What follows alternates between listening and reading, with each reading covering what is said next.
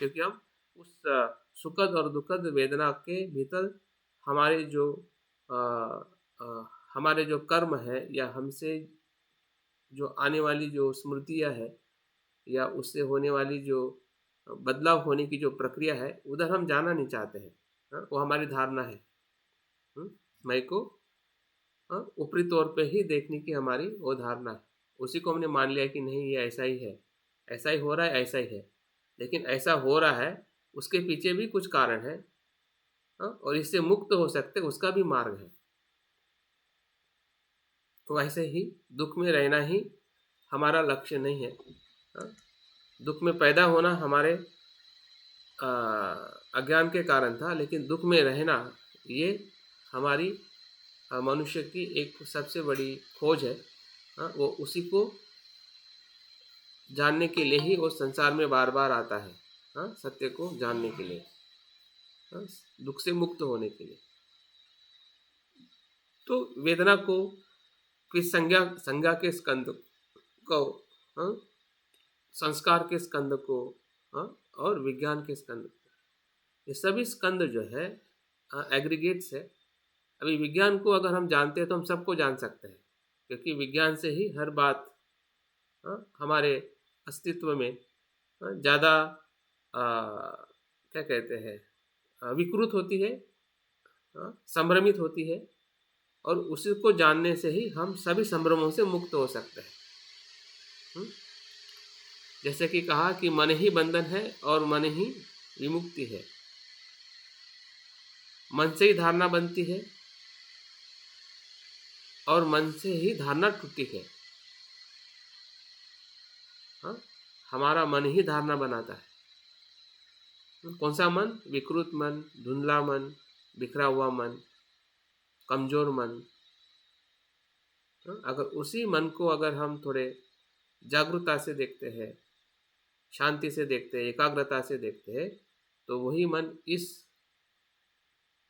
मन की दृष्टि को तोड़ के वो यथार्थ में जानने की जो अनुभूति है, जिसे हम दृष्टि की विशुद्धि कहते हैं या सम्यक दृष्टि या प्रज्ञा कहते हैं, उसका हमें अनुभव होने की संपूर्ण शक्यता है, जिसको हम चाह रहे हैं कि वो मुझे उसका अनुभव हो। तो विज्ञान जो हमारे है 6 इंद्रियों से ही होता है। अभी 6 इंद्रिय तो हमारे हमेशा एक्टिव है।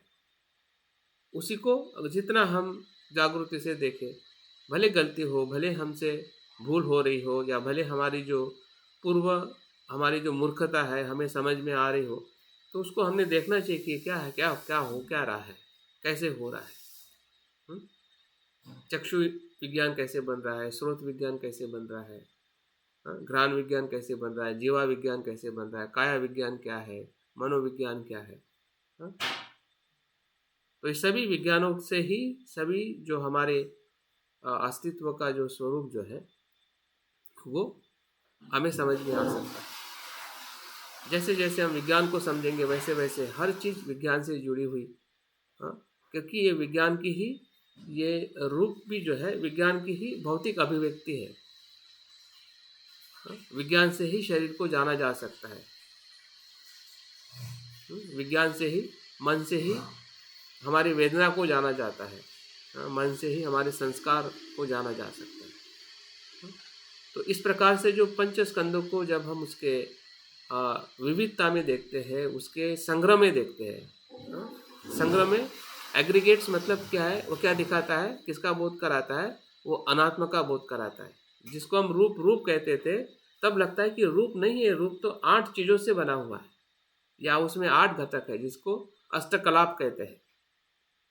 4 भौतिक महाभूत और 4 भौतिक महाभूत के उसके गुण धर्म मिला के अष्टकलाप से बना है।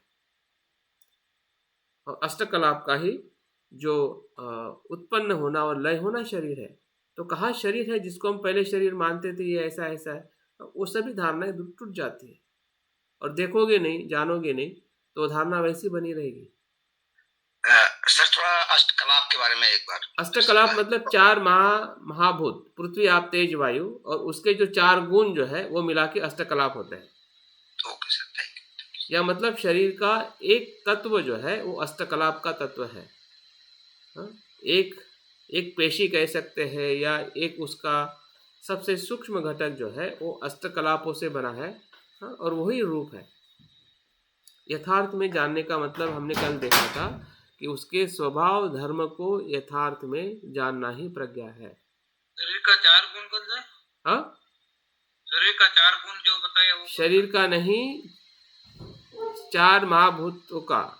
पृथ्वी का कठिनता है, कठोरता है। पानी का तरलता है। अग्नि का उष्णता है। और वायु का गतिशीलता है।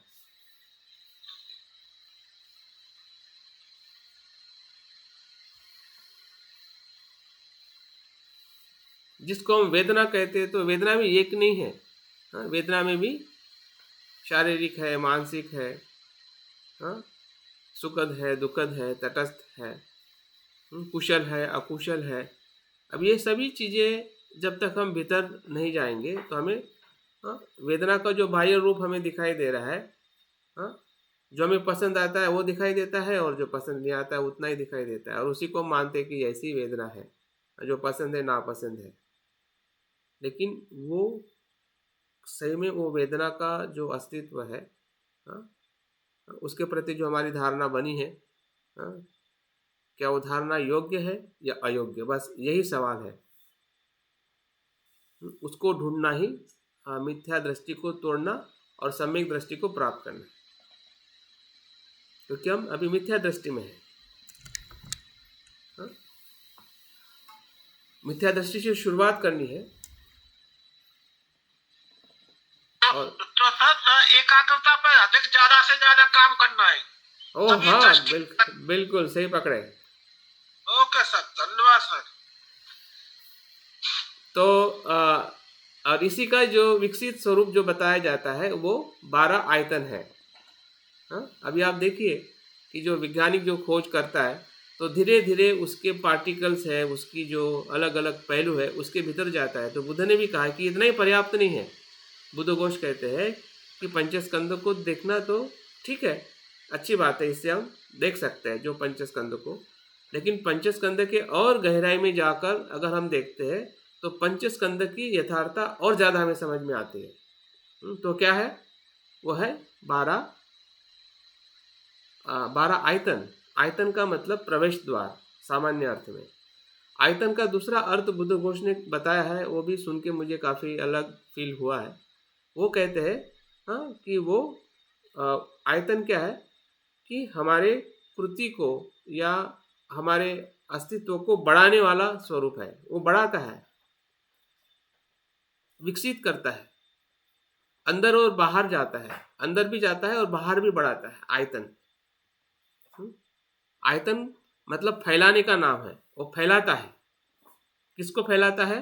पंचस्कंद को और हमारे नाम रूप को फैलाने वाला तत्व जो है वो आयतन है। कैसे? जैसे हमारे 6 इंद्रिय है और 6 विषय को आयतन कहते हैं।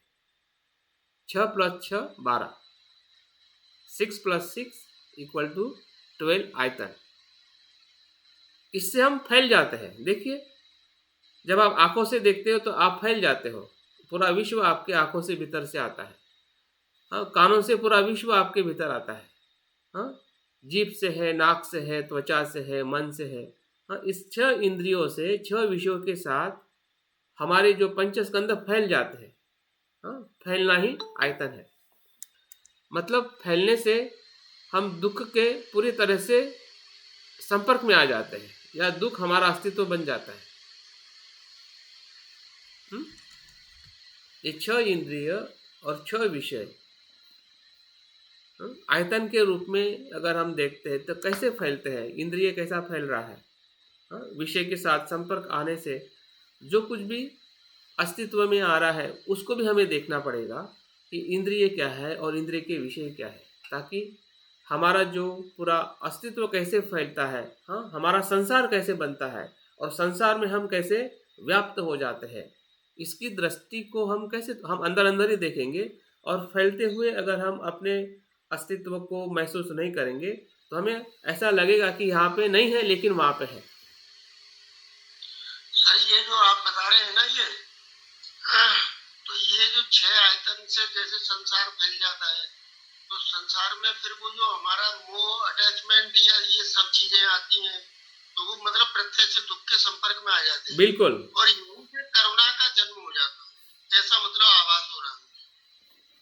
नहीं, वो जानने से सब कुछ होगा। मिथ्या क्योंकि दृष्टि, अभी मिथ्या इतना दृष्टि। हाँ समझाते जी, हैं या समझते हैं किसी भी व्यक्ति के साथ, लेकिन वो समाधान की सुखद अवस्था की तरफ वो जाने को तैयार है ही नहीं। तो फिर हमको ये रहता है ना कि अरे हमारा जीवन खत्म हो जाएगा, अभी ये लोग कैसे ठीक होंगे। तो फिर वो बोधिसत्व के रूप में करुणा के फोर्स के द्वारा फिर से शरीर ले लेके बार बार आता रहेगा, ऐसा मतलब भाव आ रहा है। बिल्कुल सही है। क्योंकि ये दृष्टि क्या करती है, जैसे कि सुभाष जी बता रहे हैं, ये हमारे जो मूल शुद्ध धर्म है, हाँ, इस धर्म को जानने से, मतलब किस धर्म को, पंचस्कंद के और आयतन के या खुद के अस्तित्व को जानने से, जैसे सुभाष जी बता रहे हैं, बिल्कुल वही है। हाँ, फिर हमारे शुद्ध धर्म ऊपर आ जाते हैं। हाँ, जैसे कि अंधेरे का, अज्ञान का जो मिथ्या दृष्टि का जो आवरण है, वही सब हमारे अच्छे गुणों को विकसित होने के लिए रोक रहा है। हमारी मैत्री भी इसलिए रुक रही है, या दुख का जो, करुणा का जो अनुभव है, वो इसलिए रुक रहा है। आता तो है लेकिन वो पूरी तरह से ऊपर नहीं आ रहा है, क्योंकि ऊपर जो हमारी जो धारणा आ जाती है कि वो ये है, वो ये है, हाँ, और हमारा जो खुद के अस्तित्व के प्रति जो हमारी मर्यादा है, अहंकार है, हाँ, ये सभी चीज़ें वहाँ पे रुकावट हो जाती है। और इसलिए हमारी जो कुशलता जो है वो हम चाहते हुए भी उसको एक्सपैंड नहीं कर पा रहे हैं, या नहीं हो सकती है, हो रही है। हाँ, लेकिन जैसे ये टूट जाता है तो बस जो कुशल है या जो शुद्ध है, हमारा जो रियल धर्म है मैत्री और करुणा करने का, फिर वो करने की ज़रूरत नहीं पड़ती है बुद्ध को करुणा, वो हो जाती है, क्योंकि उसका वो धर्म है। और जिसका जो धर्म है तो वही तो करेगा। अभी हमारा धर्म अकुशल है, इसलिए हम बार बार अकुशल और बार बार हम मिथ्या दृष्टि में ही चले जाते हैं, मनुष्य का या सामान्य मनुष्य का। लेकिन जो जागरूक मनुष्य है या जो प्रज्ञावान मनुष्य है, उसका धर्म है कि वो मैत्री ही करेगा, करुणा ही करेगा, और उसका धर्म ही वो है, क्योंकि उस धर्म के वो संपर्क में आ गया है। तो इसलिए इसको मिथ्या दृष्टि या जो हमारी सत्काय दृष्टि जो है, इसकी जो टूटने की जो प्रक्रिया है, या उसको जानने की जो प्रक्रिया है कि वो बनता कैसे है और कैसे उससे हम मुक्त हो सकते हैं।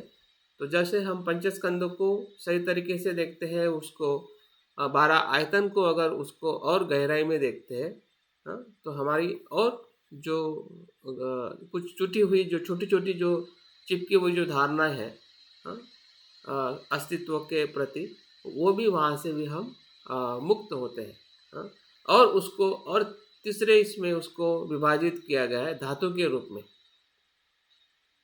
तो धातु कैसा बनता है? इसमें 6 इंद्रिय है, 6 विषय है और 6 विज्ञान है।